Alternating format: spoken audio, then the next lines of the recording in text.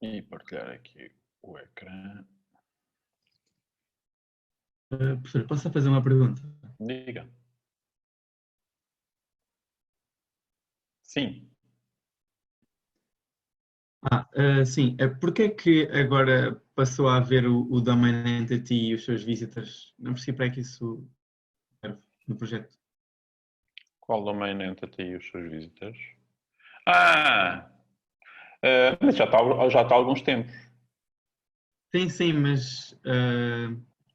ou seja, eu tinha deixado e estava a funcionar, só que agora é que reparei que as outras classes também passaram a ter isso. É, porque foi no contexto daquela refatorização em que, por causa do import-export, fez-se assim. A ideia é que pode ser interessante ter diferentes formas de exportar, quer para LaTeX, como para XML, e importar, e portanto meteu-se aí o visitor, Ok, certo? obrigado. Sim, ok. Foi essa a principal razão. Eu falei sobre esse código, falei sobre essa refatorização. Que, portanto, a ideia é tentar reutilizar ao máximo depois aqueles geradores em diferentes contextos. Por exemplo, eu poder...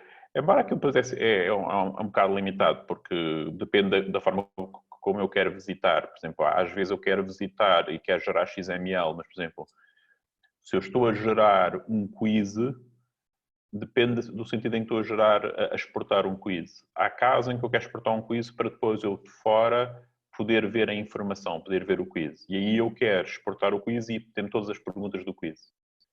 Noutros casos, em que eu estou a exportar apenas por uma questão quase de backup, eu só exporto o quiz e os IDs das perguntas. Porque o que eu quero é depois, quando volto a carregar o quiz, os IDs já estão no sistema, portanto, as perguntas são importadas de outra forma. Tá? Portanto, e isso faz que haja ali várias possíveis combinações da forma como se definem visitors. E, portanto, há aquilo e depois os domain objects são para receber as visitas. É uma interface para ele receber, ser visitado, as entidades de domínio. Certo?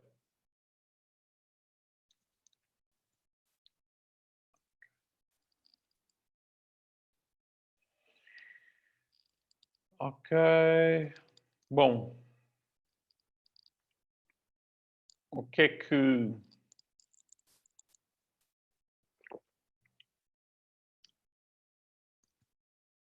que eu quero mostrar-vos? Não é aqui, estava ali a responder. Na aula de hoje são duas coisas. Eu gostava mais que vocês fizessem perguntas, mas portanto, são duas coisas. Um é os padrões de concorrência offline, ok? E ao nível dos padrões de concorrência offline, é aqui. Eu acho que isto é importante, como tudo, mas aqui o que é importante é perceber que existe aqui um contexto transacional que ultrapassa várias transações de sistema. Existe uma noção de business transaction, ou seja, quando vocês fazem um pedido, há aqui uma noção de business transaction. O que corresponde que eu quero dar uma consistência, uma consistência transacional ao que vai ocorrer no contexto desta business transaction e que esta business transaction é implementada por várias system transactions. Como é implementado por várias system transactions, eu não consigo tirar partido do sistema de gestão de transações da base de dados. Eu podia tentar fazer isso, ou seja, eu podia basicamente, quando começa aqui a executar, abrir uma transação e deixá-la aberta até ao fim. O problema é que, tipicamente, por questões de desempenho, se eu abro aqui uma transação e associo, no fundo, uma business transaction a uma system transaction, ela fica muito longa e perco capacidade de concorrência, não é? Porque estou a alocar os dados. E, portanto, aquilo que se faz é sempre que há um pedido, abre-se, ele vai buscar, abre-se uma transação na base de dados, ele vai buscar dados à base de dados, traz-se para a memória, mas depois em memória essa gestão tem de ser feita offline. Portanto, a gestão transacional é feita offline. E isto chega ao ponto em que vocês têm que implementar aqui deste lado um sistema de controle de transações, ou seja, a política que o sistema de base de dados implementa aqui em baixo, ou as técnicas que o sistema de base de dados usa aqui em baixo, são feitas aqui em cima. Isto até pode ser visto de uma forma engraçada como eu estar a aplicar as técnicas que são usadas para implementar transações na base de dados, eu estou a aplicá-las nos meus objetos aqui, em memória. Não é? Portanto, isso é a primeira razão. E aquilo que depois surge aqui, que é engraçado vocês perceberem, é, curiosamente, ok, quando eu faço uma invocação, quando eu faço um request, vocês veem que a gente tem lá o transactional, não é? A dizer que aquilo é uma transação ou serviço. E aquilo, na realidade, a gente acha que aquilo é rápido, mas na realidade ele abre várias vezes ligações à base de dados. Okay? Portanto, esta é aquela situação em que vocês até podiam achar, portanto, isto demora tempo, mas não é assim muito tempo. Mas de facto ele abre várias, não é? E se vocês forem para um sistema do tipo Transaction Script que tenham questões de desempenho fortes, então tipicamente vocês até tentam ler tudo à partida, etc. E puxam isso para a lógica de negócio. Há aqui uma fronteira engraçada que é até que ponto é que esta offline concurrency que vocês têm aqui, até que ponto é que a concorrência offline é domain specific ou não. Portanto, no vosso caso, eu diria que não é domain specific, vocês não precisam se preocupar com isso, põem lá o transactional e pronto. Não é? Mas se o sistema começar a ter requisitos muito fortes de desempenho, com muitos dados, etc., se calhar vocês têm de começar a saber o que estão a ler, a saber quando escrevem, etc., e no fundo a preocupar-se com a vossa gestão de transações de uma forma mais explícita. Como tudo, é pena quando é preciso chegar a esse nível, mas quando é preciso chegar a esse nível, chega-se a esse nível. Mas quando se chega a esse nível, já se perde mais tempo em implementar este género de coisas do que lógica de negócio. Não é? Mas a lógica de negócio fica muito ligada ao contexto internacional. Vocês veem isso, por exemplo, naqueles padrões do implicit locking, não, do implicit locking não, da granularidade de qual é que é a granularidade do lock, não é?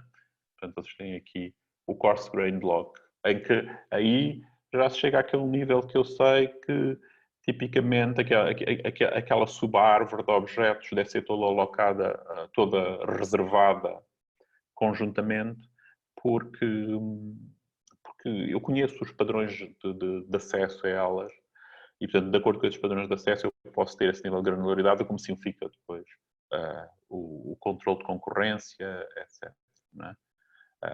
É evidente que um coarse grained lock de mal pensado corresponde a quê? A reduzir a concorrência, simplificando o controle simplificando a implementação do controle de concorrência. Um coarse grained lock também pensado corresponde a eu conseguir, de alguma forma, simplificar sem reduzir a concorrência, porque eu sei que sempre que acedo a este objeto, sempre que acedo a um objeto aqui dentro, eu preciso de aceder a este e, portanto, não quero manipulação concorrente disto. Isto é um todo e isso faz sentido do ponto de vista do negócio. Né? E, portanto, reparem, eu estou a fazer aquilo a pensar em qual é o negócio. Né? Pronto, mas isto é interessante, estes padrões, para vocês verem isto. A outra coisa que eu vos queria dizer, que tem a ver com o que é que são as business transactions. E as business transactions, o que se passa, que é engraçado, é que há uma outra forma de ainda olhar para a business transaction, que é o quê? é que a minha business, eu posso até inclusivamente incluir uma business transaction como que como incluir uma sequência de vários pedidos. Ou seja, dentro de uma business transaction estão vários pedidos. Porquê que eu chamei isto de uma business transaction e não dizer, e são várias transações? Pelo seguinte, porque por vezes, que não é o nosso caso, não é? Não é o nosso caso. Mas pode haver um desenho da aplicação em que eu permito que o utilizador interaja várias vezes com o servidor e que nessas interações mantenha estados inconsistentes.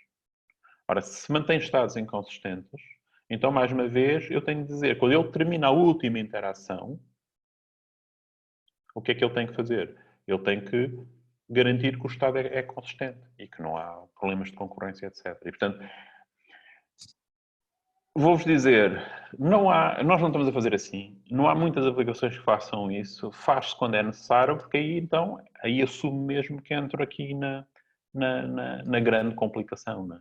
Que é eu poder ter no lado do servidor estados inconsistentes, que são inconsistentes, eles são consistentes, não é? São consistentes àquela sequência de pedidos dentro da business transaction, mas que do ponto de vista da aplicação, quando eu quero olhar para aqueles dados, ou melhor, quando os utilizadores olham para a base de dados, não vêm aqueles estados intermédios, não é? Porque eu estou a fazer as coisas por fases, etc. Quando eu tenho essas business transactions, quando tenho essas business transactions desta forma, levanta-se aqui um problema, que é o problema que vem no fundo no outro padrão. Não é? Que são o quê? Eu começo a ter servidores que são stateful, que não são stateless. E o que é que são servidores que são stateful? É que, basicamente, eu quero guardar aqui estes estados intermédios que não são consistentes. Porquê? Porque o próximo pedido pressupõe esse estado do lado do servidor. E isso é um desafio engraçado, não é? É um desafio engraçado. É engraçado no sentido que, se puderem, nunca se metam nisso. Porquê? Falem com o pessoal de sistemas distribuídos, que é stateless, é great, não é? Tudo que for stateless fica simples, não é? Mas às vezes é preciso eu ter estado. De qualquer forma, há algum estado que eu tenho. Só uma pergunta. Na vossa aplicação, vocês têm estado ou não? A vossa aplicação é stateless ou stateful? Ou seja, entre os vários pedidos do mesmo utilizador, há estado de um pedido para o próximo? Alguma ideia? Não. Eu creio que sim, professor. E qual? Relativamente à autenticação? À autenticação. Mas esse lado é aquele com que eu vivo bem. Porquê? Porquê é que eu vivo bem com o problema da autenticação? Porquê é que eu digo assim, fujam 7 pés de stateful, a não ser que seja mesmo necessário, e a autenticação não? Porquê? É só guardar um token, não é? Eu não ouvi, desculpe. É só guardar um token. É um token. E o que é que caracteriza este token? O que é que o caracteriza? É imutável. Sim. E vai sempre, sim, é sempre fácil de enviar depois na... Imutáveis. Coisas imutáveis no fundo não é state, não é? Ou seja, reparem, tem um custo, não é? Qual é que é o custo? É o custo de ter uma sessão, não é? O que é uma sessão? Reparem o seguinte, é o servidor lembrar-se do cliente. É um custo, não é? Porquê é que isso é um custo? Porque se eu tiver 1000 clientes, eu tenho de me lembrar de 1000 clientes. E vocês dizem, está bem, você está-se a lembrar de 1000 clientes, mas estes clientes estão a trabalhar consigo. Bem, mas as aplicações web caracterizam-se por quê? Eu interajo com o servidor e vou-me embora. Não é? Não fecho a sessão. Então, aqueles objetos vão lá ficar em memória por um tempo que eu não sei quanto. E normalmente nós não estamos a definir isso. Provavelmente está o valor por omissão, mas no Spring Boot eu posso dizer qual é que é a duração da sessão. Ou seja, ao fim de quanto tempo é que estes objetos que, se não forem acedidos, se a sessão não for acedida, que ele mata-os. Apaga-os. E, portanto, se eu voltar a aceder... Repare, isto é tão conveniente. Vocês com o Fênix... Vocês entram no Fênix de manhã, não é?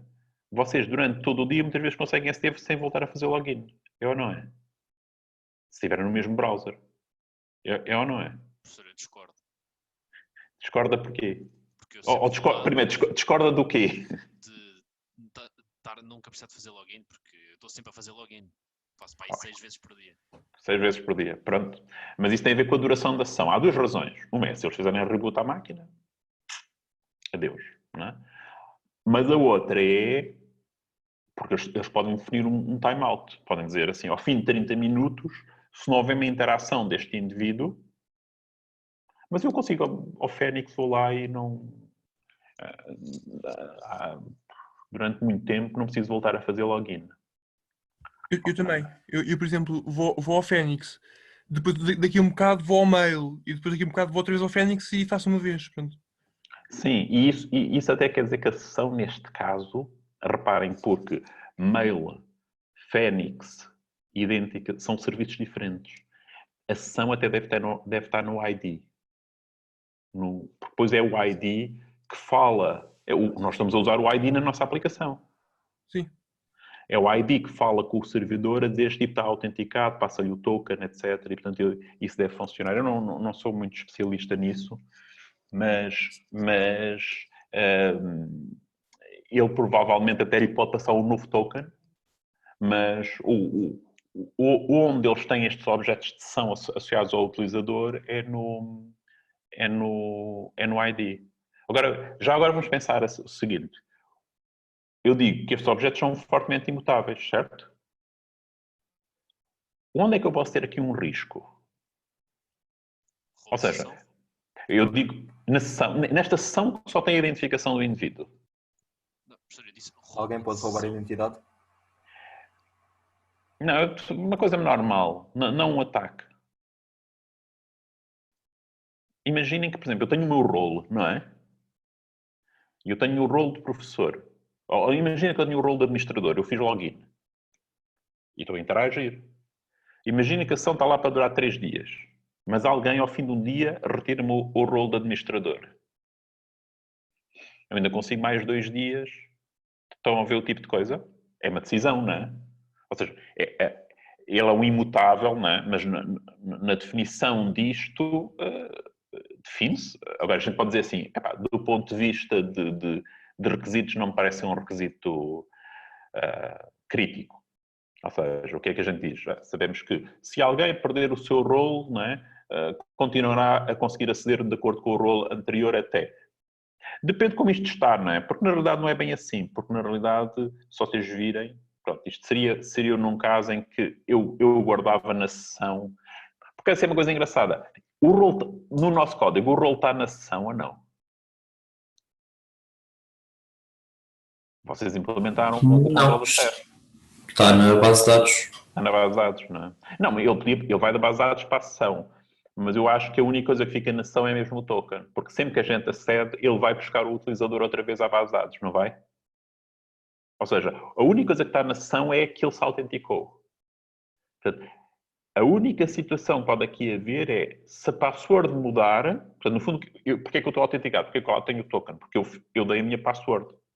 Se a password mudar, ele continua a autenticar sem introduzir a aceder sem introduzir a nova password. Mas se o role mudar, porque o que acontece no filtro, vocês cá não viram esse código, mas do lado do servidor, o que acontece no filtro é a primeira vez, quando vocês acedem, sempre que vocês acedem, mesmo com o token, há lá o JWT token. Posso-vos mostrar? Há lá um JWT token filter. Ok? E esse filtro vai buscar o utilizador. Portanto, na realidade, a única coisa que está na sessão é o token. E portanto, quer dizer que se o utilizador mudar de privilégios, já deixa de conseguir fazer coisas. Não obstante não ter de fazer login outra vez. Ok?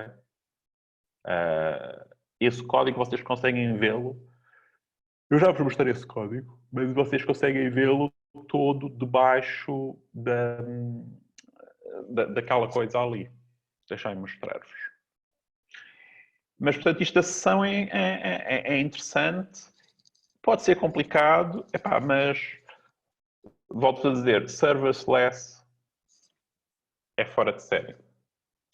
Vocês pensarem, não, se calhar não há assim uma relação direta, mas da mesma forma, o problema dos efeitos colaterais, etc. Ou seja, todas as funçõezinhas que não há efeitos colaterais e que não têm estado, a gente sabe que dão modelos de programação mais limpos, etc. Não é? Mais simples, é a mesma coisa. Portanto, se tenho um servidor que tipicamente a cada pedido não depende do estado anterior, não é? Ou seja, ele tem estado, mas não há um estado intermédio, o modelo fica mais simples. Deixa-me só já agora, só por curiosidade, para vocês verem, porque eu acho que está aqui este JWT Token Filter. Ele aqui, quando vocês fazem aqui, vão buscar o token que vem no request, estão a ver? Portanto, se o token vem no request, onde é que o token está a ser guardado? Ou seja, onde é que este estado está a ser guardado?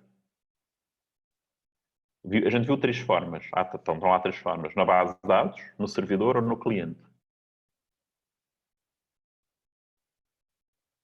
Está a vir do cliente, não é? Embora ele aqui... Tinha que ver como é que isto está feito. Tinha que ver, não coisa. Mas, estão a ver, ele vai aqui buscar um authentication. Ok? Que tem lá o principal. E faz JW Token Provider Get Authentication dado o token. Isto é código nosso. Olhem ali. Está aí buscar o utilizador à base de dados.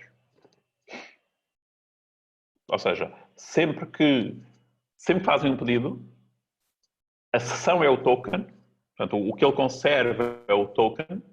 Mas dentro deste token, ele depois vai usar o quê? Vai usar. E, portanto, este token provavelmente vem do cliente. Depois há aqui problemas de segurança. Ele vem do cliente, de certeza, né? A gente mandou do cliente. Há aqui problemas de segurança que é o quê? Que problemas de segurança é que temos aqui?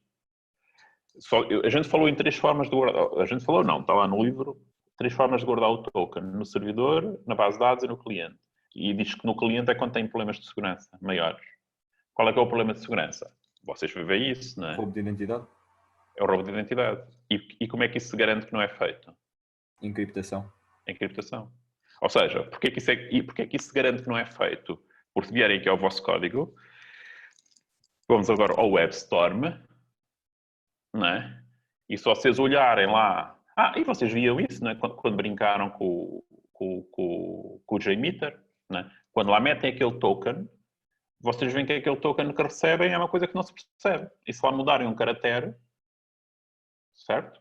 O indivíduo diz este token já não é quem eu sou, certo? Ele vai encriptado, a base de dados, o indivíduo cá em cima guarda aquilo, a expressão muitas vezes é como um opaco, não é? É algo que não lhe interessa o que lá está ali, certo? Sempre faz o pedido, manda o token para baixo, é a sessão, certo? E agora cá em baixo ele desencripta. Portanto, sem encriptação, isto podia qualquer indivíduo cá chegar acima, lá dentro desse token estava lá a informação necessária e ele tentava, punha lá a informação para ele receber cá em baixo. Né? E ele aqui desencripta. E ele, na realidade, deixa-me só ver, dado o token get user ID by token, está aqui, get user ID by token.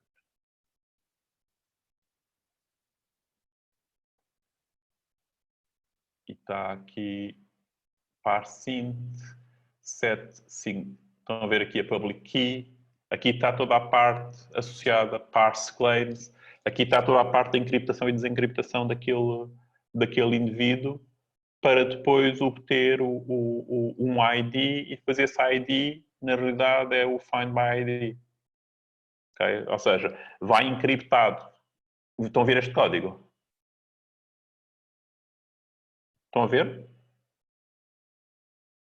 O que é que temos aqui? O que é que se está aqui a fazer? Está-se a tirar de dentro do token o ID. O ID vai lá. O que quer dizer que se isto não tivesse encriptado, o ID estava onde? No cliente, não é? Descoberto. E, portanto, eu podia ter alterado, não é? Portanto, está-se aqui a fazer isto, não é? Está-se aqui e a algures deve estar aí o outro código que gera o token, não é? Que não sei se não será este que gera o token e que gera o token, generate token, não é? E que envia os tokens para cima. Ok? Qual é a vantagem disto? A gente diz assim, de facto, não é? Quando a sessão é guardada no cliente, tem estes problemas de segurança, não é? Mas depois a gente e diz, é mais uma coisa que eu tenho para tratar, etc. Mas depois quando se usa frameworks como se deve usar, como o Spring, tudo isto é mais ou menos trivial. Uma coisa que eu vos tenho a dizer a segurança, como parênteses. A segurança é de tal forma complicada e tal forma cheia de pequenos detalhes que vocês usem código que está feito. Não se ponham a tentar fazer vocês, não. A não ser que seja alguma coisa. Porque, ou seja, qual é a vantagem disto? Eu estou a usar aqui os encriptadores, etc., que o Spring tem. Estou no safe side, não é? Tenho outra coisa no safe side. É descoberto um problema nisto, não é? O que é que eles fazem? Instala põe uma nova versão da biblioteca, eu faço download, continuo no safe side, certo? Porque as coisas de segurança quer dizer, os ataques aproveitam pormenores, portanto, vocês estão aqui a desenvolver software onde necessitam de usar componentes de segurança. Se vocês começassem a implementar vocês estes aspectos, facilmente se esqueciam destes, porque isto são coisas algorítmicas, com alguma complexidade e com pormenores que é preciso considerar e, portanto, vocês têm que usar estas coisas. Isto, portanto, onde é que eu estava? Então, o que eu estava a dizer era esta ideia, não é? Que tenho uma business transaction, esta business transaction quer manter estado, não é? E, portanto, a forma como mantenho o estado pode ser de 3 formas, não é? Mas que, no fundo, é ir um bocadinho contra o próprio paradigma do cliente-servidor, porque o que caracteriza o paradigma do cliente-servidor é os clientes conhecem o servidor não conhece os clientes. Não é? E quando eu começo a ter sessão, quer dizer que o servidor conhece o cliente. Portanto, qual é que é uma das grandes vantagens do paradigma cliente-servidor? É que, como o servidor não conhece o cliente, eu posso aumentar o número de clientes e eu até posso ter neste momento 10 mil clientes, mas só 5 estão a interagir num certo momento comigo. E, portanto, eu só preciso de poder computacional para 5. Não é? Se eu começo a ter de os conhecer a todos, eu, de alguma forma, tenho de ter recursos para saber deles todos. Não é? E esses recursos para saber deles todos são caros. Não é? Claro, quando são estas coisas, estamos a falar aqui de imutáveis, etc., isto é relativamente simples. Mas, portanto, isto inverte um bocadinho esse paradigma e, portanto, vocês só precisam de fazer aplicações que são stateful quando, de facto, é necessário. É como tudo, às vezes é necessário. Há uma outra coisa engraçada. Bem, eu estou aqui a falar, vocês façam perguntas, não é? Há uma outra coisa engraçada que faz hoje em dia, mas que durante algum tempo foi caro, agora é mais barato, mas continua a ser caro, que são coisas chamadas WebSockets, que é o servidor, ou seja, o cliente conhece o servidor, mas depois há uma ligação bidirecional em que o servidor consegue mandar informação para o cliente. Ou seja, não precisa de ser o cliente a fazer um pedido, eles têm aqui um canal e ele manda informação. Ora, isto é um exemplo em que estes servidores começam a gastar montes de recursos. Porque, claro que as implementações com WebSockets são relativamente inteligentes, eles partilham sockets, fazem uma série de coisas para não... Porque você tem um número de sockets limitado na máquina. Partilham sockets... Pronto, aquilo tem de ser inteligente, senão pronto, senão não suportava. Mas é mais um exemplo em que de alguma forma, eu tenho aqui uma sessão, não é? E uso até esta sessão para ter eu a iniciativa de falar com o cliente. Portanto, eu sei se tenho o endereço do cliente, não é? Tenho o endereço para lhe enviar coisas. Portanto, eu tenho um SOC do cliente do meu lado e estou-lhe a enviar coisas. Isto não é falado aqui, né? Nisto que está aqui. Mas isto é engraçado, não é? É engraçado vocês perceberem as diferenças que existem, não é? E outra vez, pá, isto é sempre a mesma coisa em computação, é sempre a mesma coisa. Quanto mais simples, melhor. Portanto, qualquer solução que seja mais simples leva-vos mais longe. Não é? As soluções mais complicadas permite-vos fazer uma coisa complicada agora, mas no longo prazo, tipicamente, vocês depois chegam a uma altura que dizem, passam por uma solução mais simples. Não é? Porquê? Porque a complexidade soma e a simplicidade subtrai. Não é? Ou seja, quando eu tenho uma coisa complexa, qualquer outra coisa que eu tenha de fazer sobre esta coisa complexa é complexo mais, certo? Quando tenho uma coisa simples, as coisas que eu tenho para fazer são simples como o que lá está. É dito dessa forma, mas é um bocadinho assim. Portanto, eu ter servidores, nós nunca... alguém levantou a mão, desculpem lá, eu não tenho estas coisas. Henrique, você Sim, pergunta? essa é uma Diga. questão. Então, a única diferença entre o server e o database é que o server guarda em memória e a database é mesmo na base de dados. Mas há uma diferença gigantesca Então, que tem a ver com o isolamento. Porque repara, uma coisa, o server também pode guardar no disco, mas guarda como um serializado. Mas no server, a sessão está ali naquele sítio, certo? E, portanto, a sessão é algo, pode ser um conjunto de objetos que eu serializo e deserializo e digo isto é a minha sessão. Quando eu guardo na base de dados, tenho decisões complicadas, que é onde é que vou guardar isto? E, portanto, depois tem duas situações que são complicadas. Uma é, eu guardo isto noutras tabelas completamente diferentes. Imagino que eu tenho um processo de compra e este processo de compra passa por estados inconsistentes porque eu estou a fazer isto com várias interações. E, portanto, uma solução é, o que eu vou fazer é, vou à minha tabela da base de dados, onde está lá o registro de compra, e meto lá esses estados intermédios. Ponho lá uma coluna a dizer, isto não está finalizado. E, portanto, eu guardo, a minha sessão está lá e sei que aquele registro é estado incoerente. Isto é o exemplo em que eu introduzo complexidade, em que agora tudo isto soma. Agora, todas as queries têm de passar a dizer, eu só quero os que têm isto. pois. E isso é aquilo que a gente não gosta, não é? Porque isto é aquilo que a gente... está bem, eu faço isso, agora só tenho aqui de alterar 50 linhas de código para pôr estes ifs. Está bem, mas aqueles ifs estão lá para sempre e sempre que agora tenho de fazer alguma coisa, tenho de lá meter esse if, não é? Sim. A outra solução é meter em tabelas à parte, não é? Mas aí tem todo o trabalho de fazer novas tabelas, etc. Não é? Portanto, essa é um bocadinho a diferença. Mas em que situações é que pode ser vantajoso eu querer pôr na base de dados? Quando o volume de informação é muito grande? Por exemplo, há situações em que, por exemplo, se eu tiver vários servidores, ou seja, imagine que tem um cluster de servidores. Estes clusters partilham a mesma base de dados. Aquela questão que temos da migração da sessão entre os servidores desaparece. Okay, porque, no fundo, eu interajo com um, ele guarda na base de dados a sessão, quando interajo com o outro vai ler da base de dados. Claro, tem problemas de desempenho, não é? Mas está sempre disponível, não é? A informação está sempre disponível. Mas isto, repara, quando a gente chega a este nível, isto depois só medindo é que eu sei qual é o melhor desempenho.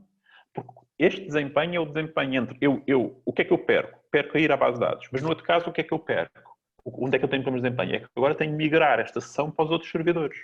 Sim. Isso também tem um overhead. Sim. A pergunta que eu só sei medindo para cada caso é qual é o maior overhead? Isso depende de quê? Da quantidade de informação, do número de servidores.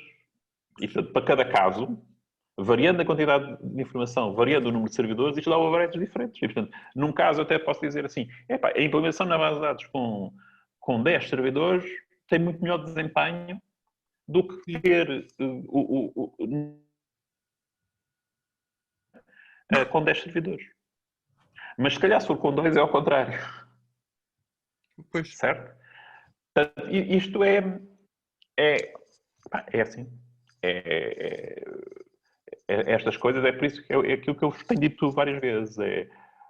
Quando os sistemas começam a ser exigentes do ponto de vista destes requisitos, a otimização é sempre feita caso a caso. Portanto, quando vocês vão ali à Caixa Geral de Depósitos, as bases de dados deles estão otimizadas para as queries que eles têm, para o tipo de funcionamento que eles têm. Se eles mudarem o tipo de funcionamento, é preciso lá ir otimizado de outra maneira. Estas coisas são um bocadinho assim. Embora, claro, que o sonho, não é?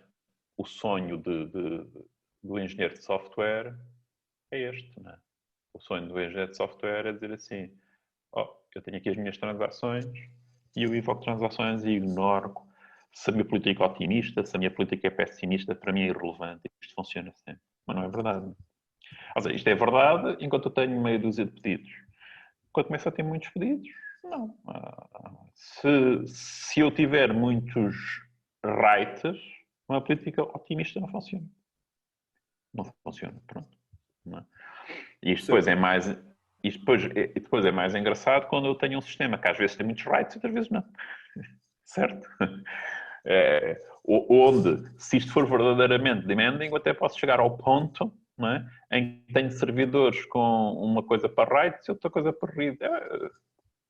Enfim, se vocês forem para sistemas distribuídos, vão ver que as pessoas andam à volta com estas coisas, como é que conseguem fazer balanceamento automático. Esses são problemas que andam aí há anos, que são complicados. Não é? Porque em última análise, aquilo que eu gostaria sempre, não é não só me preocupar com a lógica de negócio. Aquilo que eu digo às pessoas de sistemas distribuídos o que eu gostaria era que vocês fizessem com que eu não me tivesse a preocupar com nada do que vocês fazem. Não é? Ou seja, que eles chegam aqui e dão-me um sistema transacional num contexto distribuído e funciona tudo bem. A realidade é que ainda estamos longe disso. Não é? Mas, portanto, estes balanceamentos são necessários. Professor, eu tenho uma dúvida relativamente a server session e à maneira de persistir. No livro é falado que uma dessas maneiras é em binário e que ela tem duas desvantagens. Uma é que o humano não consegue ler, por estar em binário, e a outra que eu não percebi muito bem é quando se faz um update, depois não podia ser lido. Não sei se compreendi bem esta parte. Sim. Isto é exatamente igual àquilo que nós falámos no Structural Patterns sobre os lobes. Ou seja, quando eu pego em elementos de vários objetos e serializo e guardo na base de dados como um só. Qual é que é o problema do versioning? O problema do versioning é o problema que vocês têm quando vocês têm o vosso código, têm o código na base de dados. E agora o que é que vocês fazem? Vocês chegam e mudam o código, mudam a estrutura do código, certo? Alteram o código. E têm de ir às tabelas, correr scripts, para quê? Para migrar os dados para a nova estrutura. Certo? Concordo? Percebe? Faz sentido isto? Faz. Mas isto são scripts que correm offline, certo? Ou seja, o que é que eu faço? Eu fiz o meu código, preparei os meus scripts, ponho o sistema em baixo, e agora o que é que eu faço? Corro os scripts, ponho a nova versão do código, ponho o sistema em cima. Agora, se isto for serializável com binário, eu não tenho comandos SQL para alterar o que está dentro dos binários. Então o que é que eu tenho que fazer? Tenho que fazer isto quê? Lendo em memória. E tenho de, em memória, ter duas vezes dois códigos. O código que sabe ler o objeto de acordo com a versão antiga e o código que sabe agora escrevê-lo de acordo com a nova versão.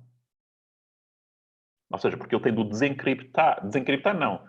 Tem o deserializar de acordo com a estrutura antiga para depois o escrever de acordo com a estrutura nova. Já está a ver que isto é um problema. É mais complicado. Faz sentido? Sim, professor. Portanto, isto aqui é o problema da mudança de esquema que tem de ser feita em memória e que tem de lá ter ao mesmo tempo os dois códigos, não é?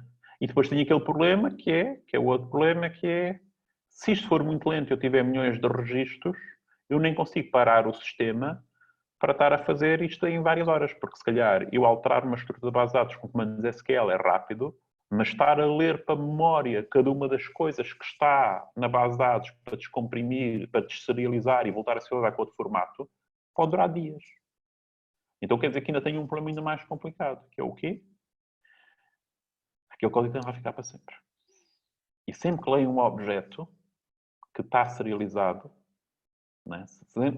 Sempre que leio um objeto que está serializado, embora se calhar aqui a mais na sessão será um bocadinho... Deixa-me pensar aqui no caso da sessão... Pronto, eu até estava a pensar muito mais no outro caso, porque no outro caso, portanto, o que eu ia dizer é, posso estar agora, tenho que ter lá o código para sempre vou ler uma coisa e dizer, em que versão é que tu estás serializado, não é? Agora, neste caso da sessão, estas sessões têm uma duração mais curta, não é? Mas repara, quando eu for instalar uma nova versão, o código tem de se conseguir ler as sessões anteriores que lá estão. Correto? Sim. E que estão noutro formato, não é? O que é que às vezes se faz com isto? Isto é tudo um trade-off, não é? Isto depende, não é? A pergunta que você tem de fazer logo é assim, isto custa dinheiro, isto custa tempo. Vou perguntar às pessoas dos requisitos. Ok, sempre que a gente faz um deploy de uma nova versão, queremos preservar as sessões das pessoas ou não? Eu digo, não. Mata a sessão da pessoa, perde-se esse trabalho, mas mata, e basicamente as pessoas têm de voltar a fazer de novo. Essa é o que você quer ouvir, não é? Se tiver que preservar, tem que pagar o preço, não é? É mais complicado. Faz sentido? Sim, professor, faz sentido. Okay. Se me agora puder responder outra pergunta que eu tinha para fazer desde há bocado, quando estivemos a falar sobre transações, era relativamente ao conceito de late transaction, que a transação não começa logo no início. Certo. Eu não percebi muito bem a ideia. Vem lá num livro, é? Sim, fala no capítulo 5, quando fala quando dá a introdução à concorrência e fala dos vários problemas e soluções. Quer dizer, depende, eu agora aí não estou a recordar, mas provavelmente é a transação de sistema. Sim, transação de sistema. No fundo é esta ideia aqui é eu tentar ao máximo, eu torná-las o mais short duration possível. Portanto, ou seja, quanto menor no tempo uma transação for, melhor eu aumento o throughput da máquina, não é? Porque é possível fazer mais coisas concorrentemente. Isso certo? Portanto, repara, quando eu estou a programar com o Transaction Script, que não é um modelo, portanto, o que é a ideia do Transaction Script? Eu tenho a minha business logic toda no mesmo procedimento. Então, eu consigo olhar para o código do procedimento e consigo programar aquilo de uma maneira em que eu, em função daquela lógica do negócio tal, eu tento que a minha transação da base de dados seja o mais curta possível. Faço tudo e depois abro para fazer. Certo? É uma estratégia. No Domain Model, eu não consigo fazer isso. Porquê? Porque, reparem, no Domain Model, a minha lógica de negócio está distribuída pelos objetos. E estes objetos, como isto é uma filosoфia reutilizável, este pedacinho de lógica de negócio que está neste objeto ou nesta classe pode ser invocada no contexto de muitas funcionalidades. E, portanto, eu não consigo dizer aqui, quando isto acede à base de dados, se deve aceder numa transação, se deve fazer delay ou não. Porque, na realidade, depende do contexto. Então, variando do contexto, o que quer dizer? Que, se calhar, os requisitos são diferentes. E, portanto, isto é muito mais difícil quando eu tenho um domain model. O que quer dizer, quando eu tenho um domain model, eu tenho tendência a usar estes sistemas de controle de concorrência que são um bocadinho mais agnósticos do que da lógica de negócio, de qual é a lógica de negócio. Porque eu não sei, porque aquele pedaço, não é? Imagina, você tem um pedaço de código, um pedaço de lógica porque isto pode ser focado no contexto de várias funcionalidades. Quando eu tenho o Transaction Script, eu consigo. É por isso que eu vos digo, né, que a gente gosta de ter domain models, mas quando começamos a ter aqui problemas de desempenho altos, né, começamos a meter isso o quê? Em Transaction Scripts para controlar tudo, para saber o que é que faz do ponto de vista de lógica de negócio e controlar os acessos à base de dados para balancear as coisas. E depois isto acaba naquela coisa feíssima, não é? Pronto, com a Phoenix Framework não. Aquela coisa feíssima que é cada serviço é constituído pelo seguinte: uma data de reads no início, processamento, uma data de writes no fim. Pronto. Em que no início eu leio tudo para ser rápido. Portanto, abro uma transação, leio tudo. Depois executo a lógica de negócio e no fim abro uma transação e escrevo tudo. Pronto. Mas isto é feito completamente à medida da lógica de negócio. Claro que este código não é reutilizável, não é? Não é. É transaction script. Não é domain model. Faz sentido? Sim, professor. Ok. Pronto. Mais questões. Hoje o exame, o mini teste é às 11h20. Não, meio-dia e 20. Mais questões. Depois quando vocês olham para a concorrência, é importante ver esta diferença entre System Transaction versus Business Transaction. Não é? Porque é importante ver isto, não é? Porque na verdade há aqui algo de profundo, não é? Há uma coisa no nosso código. Há uma coisa engraçada no nosso código. Quando a gente faz uma invocação, quantas transações é que invoca? Quando vem um request, isto corresponde a quantas transações? Portanto, eu digo um request é um business transaction, não é? Mas há uma coisa engraçada.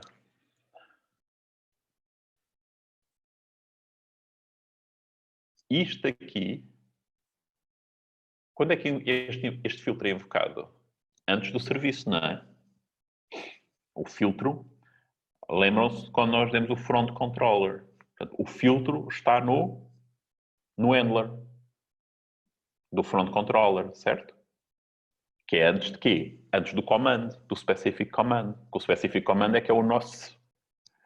Naquele caso ainda é o mapper, né? o getter, ou o post, mas depois vai para o serviço. E a gente começa a nossa... É aqui, mas a gente só começa a nossa transação aqui. Mas na verdade já fizemos uma transação antes. Qual é a transação que fizemos antes? É esta. Quando vamos aqui buscar a autenticação. Temos aqui uma transação na base de dados. Portanto, temos duas transações. Na realidade, há aqui duas transações. É engraçado. Há uma forma de resolver isto que nós não fizemos, para isto não parecer muito mágico. E que é a solução mais bonita. Que é, reparem... Quer dizer, sim, é a solução mais bonita. Sim. Que é... Tenho aqui o controlador, e tenho aqui o serviço, e tenho aqui a transação. Certo? Mas depois para vocês verem como estas coisas são tramadas, não é? O que é que era fazer? Era fazer um filtro que abria a transação para cada request. Sempre que chegava um request, abria a transação. E, portanto, a transação, vocês não faziam o início da transação aqui, faziam aonde? No handler do request. Qual é que é o problema disto? Isto é um exemplo daquilo que eu vos digo que nós os engenheiros de software adoramos ter tudo simples e não nos preocupar com os detalhes. Mas depois quando os problemas ficam complicados, vamos ter de tratar dos detalhes, mas claro, dentro com a máxima simplicidade possível. Qual é que é o problema disto? É que quer dizer que agora todos os pedidos têm o mesmo tipo de isolamento. E eu aqui não. Aqui eu posso decidir que este é serializable, ou seja, posso quê? Decidir em função do quê? Da semântica. Ou seja, esta decisão que eu aqui ponho, a gente aqui pôs tudo repeatable read, se calhar até devia estar tudo serializable. Mas esta decisão, em última análise, a vantagem disto é que eu posso ter aqui uma coisa muito... ter aqui, por exemplo, um read que é muito invocado, não é? Eu até posso dizer que non-committed read é suficiente, dado a lógica de negócio que está aqui. E, portanto, estou a customizar o grau de isolamento olhando a lógica de negócio. Mas isto já me obriga a para cada caso fazer isto. Mas se em vez de ter isto aqui eu estivesse num filtro, já era mais difícil. Claro, também podia fazer outra coisa, né? Que é, no filtro, o filtro é antes do mapper, né? Portanto, ou seja, o filtro recebe o header.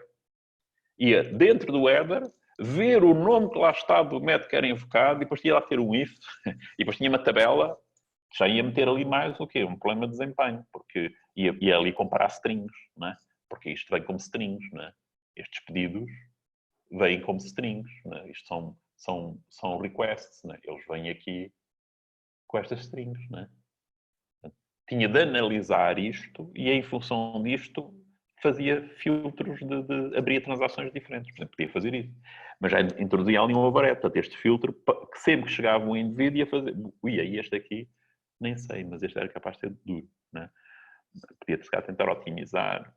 Isto é quase igual. Vocês cá não aprenderam muito isso, mas em C++, eu não sei como é que estou C++ agora, mas todos os mecanismos que vocês têm de fazer dispatch dos métodos, fazer o dynamic binding dos métodos, em que tinham de perceber qual é que era o método, etc.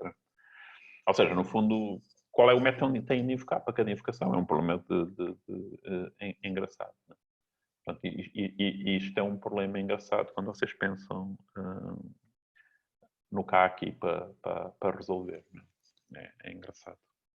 Mas perceberam esta questão que eu aqui levantei? De não ter isto aqui e ter isto num filtro. Porque reparem, se vocês olharem bem para este JWT Token Filter, o que vocês reparem é do filter. Isto, na verdade, está aqui. Portanto, eu, ao declarar estes filtros, ao declarar estas classes são colocadas no handler do front-end. E portanto, veio o request e ele olha para o request e faz qualquer coisa. Aqui, olha para o request. Onde é que vai olhar para o request? Está aqui.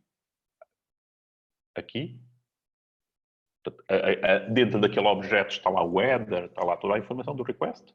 Ainda antes de ser... Por acaso nem sei se o handler já processou para o objeto Java ou não, mas pronto, mas vai olhar para ela e fazer coisas. Neste caso, vai criar a autenticação. Vai criar a autenticação associada. Mas eu podia pôr também aqui, se não sei quantos, faço aqui um begin transaction. E inicio aqui uma transação. E evitava ter tudo ali. E no fundo ficava transparente, claro, pagando este preço que ficava genérico. A não ser que agora chegasse a enfiar aqui um if e ia lá dentro ver qual é que era o path e não sei quanto. E a função do path fazia diferentes tipos. Portanto, é como tudo. Ok. Mas onde é que nós estávamos? Estávamos aqui. Portanto, eu tenho business system versus business transaction. E depois, é a questão de se é short ou long duration. Né? E no fundo, se é single ou on.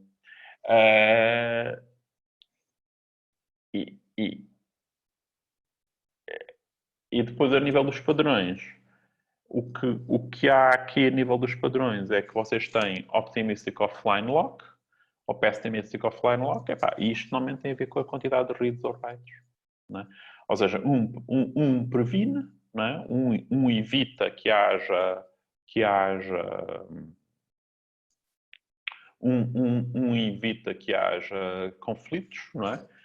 Ou seja, bloqueia, não é? Se não der. O outro, basicamente, detecta e aborta, no caso em que eles acontecem. Não é? Usa muito a ideia de versão, não é? Porque a ideia é eu deixo avançar, portanto, eu dou o direito a avançar e, portanto, sempre que eu aceda a qualquer coisa, reparem, não sei se vocês perceberam esta diferença entre otimista e pessimista. Não é? no otimista, como eu deixo avançar, eu tenho de criar uma nova versão do objeto e esta versão do objeto não está committed. Não é? De alguma forma é uma versão inconsistente. Portanto, eu depois tenho que verificar através de comparando os timestamps das versões, não é? Comparando os números das versões, se as coisas estão coerentes. Se eu não li um objeto que já está numa versão mais recente, que foi escrito por alguém. Mas estas políticas otimistas são muito usadas porque... Porquê? Porquê é que são muito usadas? Vou-vos dizer porquê. Porque são mais simples. E porquê são mais simples?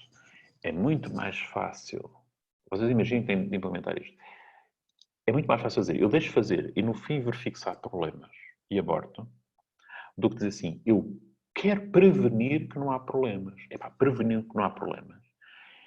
É tudo o que vocês deram sobre os problemas dos deadlocks.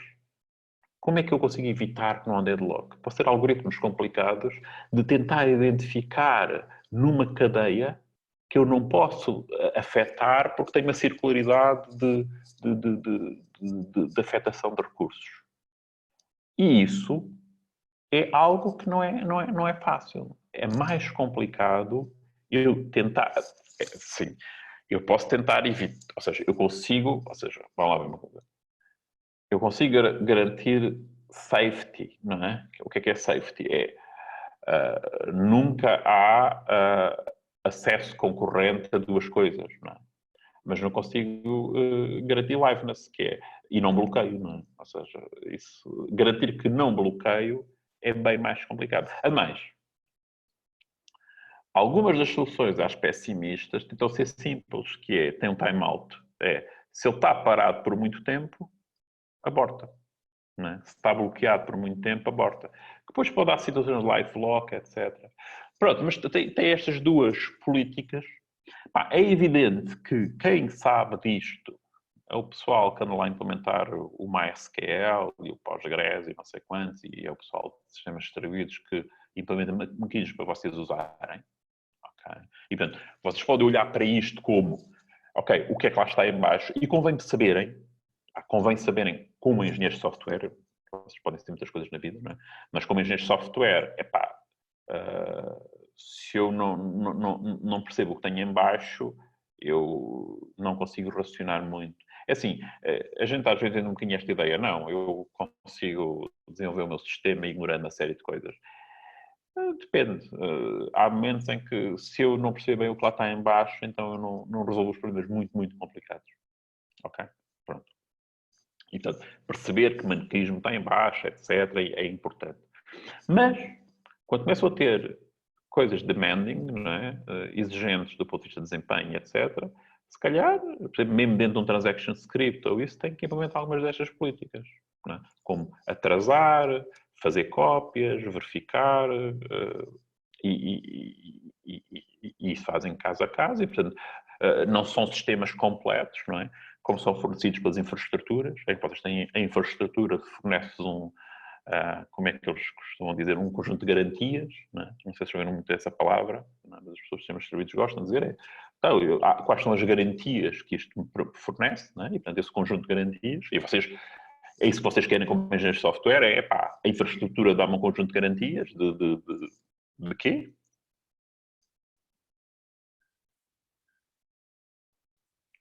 Repeatable, serializable, etc. Isto é o ideal e, portanto, depois como estas garantias são alcançadas é lá por baixo. Mas há casos em que as garantias, vocês têm de usar o quê? Têm de usar coisas com menos garantias para poderem gerir isto ao nível da informação específica do domínio. Não é?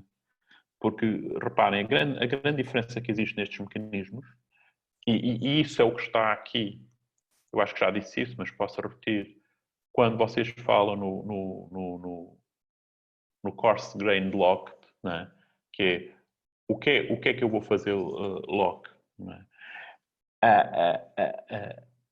O grande desafio que está aqui é, quando vocês vos dão um conjunto de garantias que são agnósticas da funcionalidade, quer dizer que elas nunca podem ser otimizadas. Porquê? Porque elas fazem aquilo independentemente de qual é a funcionalidade que está a ser invocada, independentemente de qual é a lógica que está a ser invocada. Porque muitas vezes, sabendo a lógica, eu posso otimizar imensas coisas porque eu sei, aqui não me interessa. Ali interessa-me que o valor esteja o mais atual. Ali não me interessa. E, portanto, isso eu posso codificar a minha aplicação de uma forma que é extremamente eficiente. Qual é que é a resposta? Sempre que possível, vivam com as infraestruturas que são dadas. Não é? Quando não é possível, pronto. Quando não é possível, também não vale estar a inventar.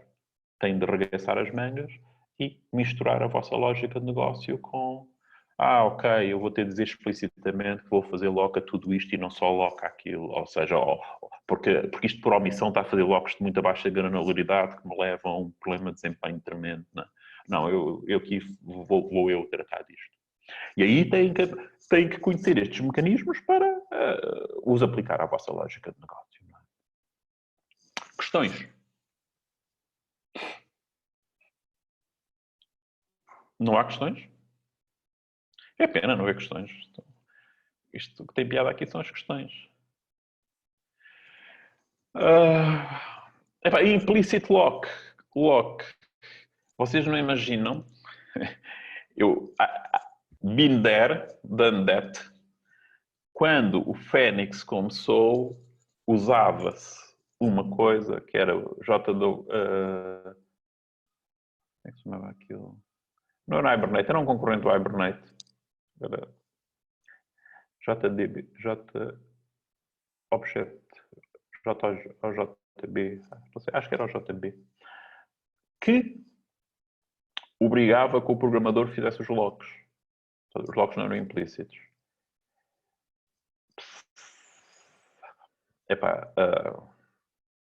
Uma pessoa esquece de um lock, é assim. Uma pessoa programa milhares de linhas de código.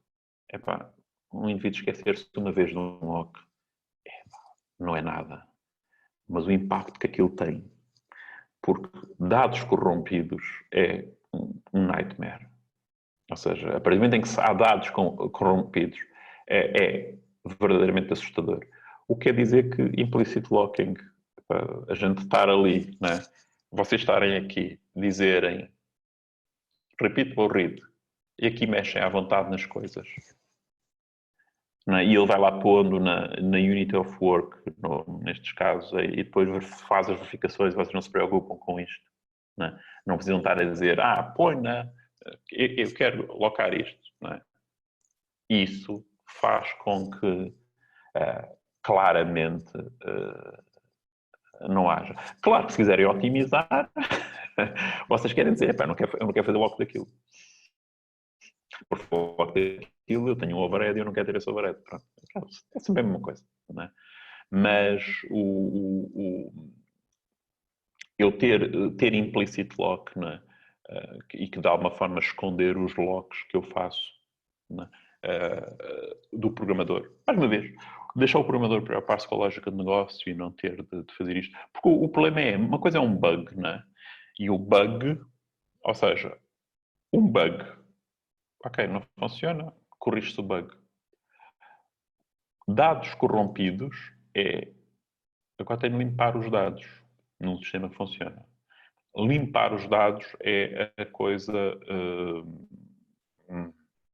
time consuming e é assim, é um bom teste à vossa resistência psicológica, que é, vocês têm um sistema a funcionar, têm dados corrompidos, estão a fazer os scripts para limpar os dados, primeiro perceber o que é que está corrompido, e estão a fazer estes scripts e o sistema continua a funcionar, o que quer dizer que existe alguma probabilidade que estejam a ser gerados outros dados corrompidos devido aos dados corrompidos. Porque agora tem outras trações que vão ler dados e vão ver estados que não são corretos e vão alterar, e ao alterar tem uma probabilidade que o que vão gerar também não seja correto. Portanto, aquilo é preciso ter nervos de aço para evitar ali a alterar aquilo e... Ok? Portanto, ou seja, não é de facto... é das coisas... Foi provavelmente uma das minhas maiores surpresas sobre o custo destas coisas que eu confesso que não me passava pela cabeça de qual é que é o impacto associado a uma coisa destas, quando tem um sistema real em produção e há corrupção de dados. A corrupção de dados é talvez das coisas... Não sei, provavelmente agora haverá soluções melhores ou não sei. Mas não é de facto um sítio onde vocês gostarão de estar a tratar os problemas de corrupção de dados. Faltam 2 minutos. Questões? Estão a ver aqui na corrupção de dados, na corrupção de dados, no implicit lock, é a vossa business transaction. Esta framework, no fundo, é que o lock manager garante que está tudo ok. Né? E, portanto, é assim. Tem questões? Não? Então, vamos nos preparar para isto. Eu ainda vos posso falar aqui de mais alguma coisa.